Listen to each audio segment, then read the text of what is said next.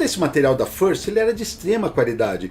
E a First tentou brigar de frente com as Majors. Sim, mano, com a Marvel e com a DC. Atraindo grandes autores. Não era antes da Image, hein, galera? Pois e eles tentando lá, mano. Atraindo grandes autores para fazer material autoral. No meio desse bolo que está acontecendo lá, o Frank Miller, que já era o Frank Miller há muito tempo, ele capitaneia a publicação de Lobo Solitário. Então nós temos aqui, ó, 9 edições que a Cedibra trouxe. As outras, todas elas foram só 4, né? Esse aqui foram 9.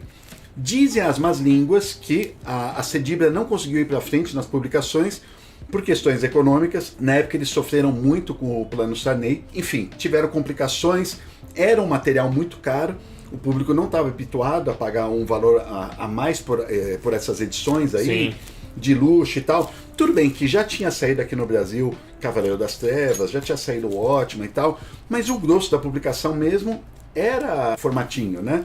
Uma coisa é você comprar um Batman, que é um personagem hiper, ultra conhecido, e em formato de luxo. Outra coisa é você pegar personagens desconhecidos. Badger, né? John Sable. Apesar da qualidade. Mas mesmo assim, Lobo Solitário virou 9 edições. Nossa, então colocaram 9 no Brasil. Foi 9 no Brasil. A título de curiosidade, galera, começou a sair isso aqui nos Estados Unidos, capitaneado pelo Frank Miller, como o Ale falou, em 87. Mas a First também não concluiu lá. Ela faliu em 1991. Então também deixou inacabado lá. Já vou entrar nesse meandro do inacabado. Tem umas coisas muito interessantes aqui. A Cedibra veio trazendo exatamente o que a First publicava. Ou seja, esse aqui é o Lone Wolf and Cub 1 de lá. Igualzinho. Então a Cedibra não tem culpa nenhuma do que aconteceu com esse material aqui. Eu já estou dizendo isso. Eles simplesmente reproduziam o que era publicado lá. Sim. Bom. Inclusive a capa é igual, do Frank Miller aqui, o layout, tudo igual, mano. Tudo igual. Mas uma edição bonitinha, né, cara? A edição era bonitinha. Bonitinha, mano. Mas vamos falar então do primeiro problema. Você editou Lobo Solitário. Sim, editei. Você deve se lembrar. 4 volumes eu editei, aí depois eu saí, né, da Panini pra vir fazer editora pra Nanquim com os caras aqui, mano. Olha qual foi a primeira história publicada aqui. Ah, e não acredito, eles colocaram na ordem cronológica. Eles alteraram a ordem. Eu não sei Nossa, que mano. raio de ordem que eles publicaram. Mas a primeira história é justamente a Trilha do Assassino. Sim. O Caminho do Assassino. Aqui o Itogami faz o Daigoro escolher entre a bola e a espada. Antes dele sair na sua jornada do meio fumador. Que, sem sombra de dúvida, é a primeira história de grande impacto que se tem. Mas, pra mim, eu, Alexandre Calari, lendo isso, depois disso daí foi lançado, o Lobo Solitário foi lançado pela Nova Sampa também, várias tentativas. Depois teve a Nova tal. Sampa, verdade. Mas, pra mim, a série começava aí, Bruninho. Esse foi o primeiro mangá que você leu na sua vida? Sim. Eles tratavam como mangá aqui? Existe a palavra mangá em algum lugar? Não existe, né? Caralho, cara. Mas foi o primeiro que você leu sem saber que era mangá. Sem saber que era um mangá. Tá. Pra você era um comics americano preto e branco. Eu já vou te contar uma história muito interessante sobre isso. Quero ver, velho. Eu só fui descobrir que a saga do Lobo Solitário não começava aí quando a Panini começou a publicar. Quando a Panini lançou a primeira edição. Eu me recordo... E depois, a que eu trabalhei não foi essa, eu trabalhei no relançamento, papel offset. Aqui é papel jornal ainda, né? Eu me recordo que eu tava indo de São Paulo para Araraquara, eu morava lá. Eu que ano que é isso aqui? Vamos ver. 2005, é isso? Vamos ver aqui, vai seguir na história, eu vou ver. 2004. 2004. Eu comprei esse quadrinho na rodoviária. Eu falei, meu Deus do céu, os caras lançaram, não acredito. Comprei na rodoviária. Que legal, e fui mano. lendo com a luzinha do ônibus. Do busão lendo. Aí eu comecei... Vindo de São Paulo pra cá, de São Paulo pra Araraquara. Aí eu tava lendo, fui lendo. Aí eu falei, caramba, cara... Eu tô ruim de memória, porque eu não lembro de nada disso aqui, cara. E aconteceu umas coisas impactantes na história. Primeiro, você lembra que demora um tempinho até você descobrir quem é o Itogami. Demora, tal, você não sabe quem ele é só um assassino. Ele já tá com o filho dele também, o que já é uma figura, no mínimo, misteriosa, estranha, incomum, né? Sim, totalmente. Porque, cara, é um samurai...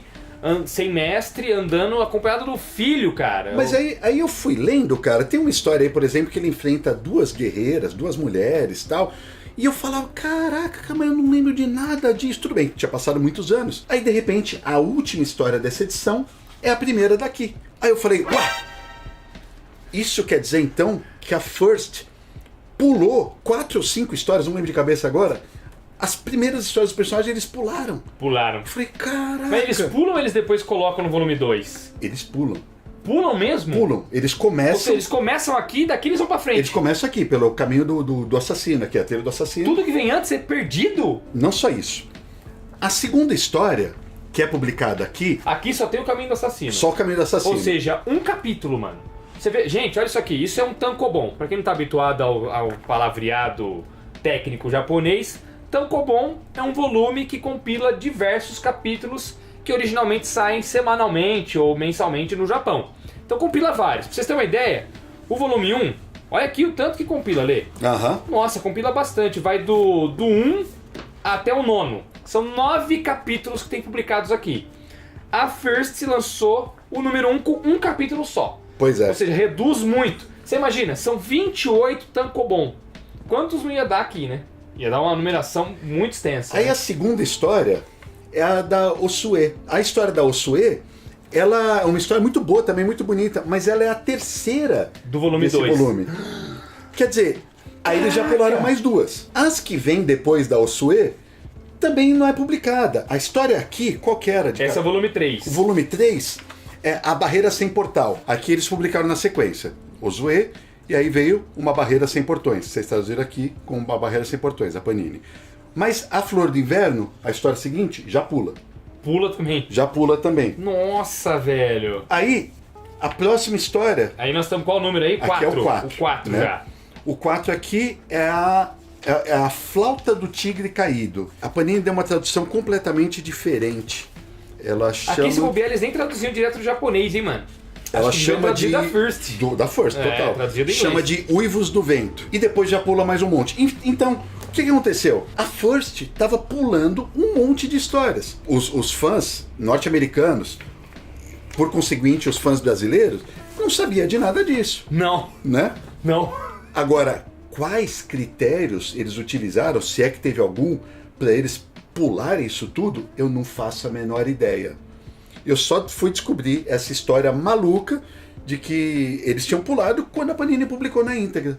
Olha que doideira, cara. Nossa, Alexandre. Muito louco, né? Isso a First fazia lá. Isso a First, porque... E vendia pro Brasil. É, porque esse é o Lone Wolf and Cub 1. Aquele é o Lone Wolf and Cub 2 e tal. E a Cedibia, por isso que eu disse que a Cedibia não tem culpa nenhuma. A Cedibia simplesmente licenciou o material, como qualquer outro, e publicava.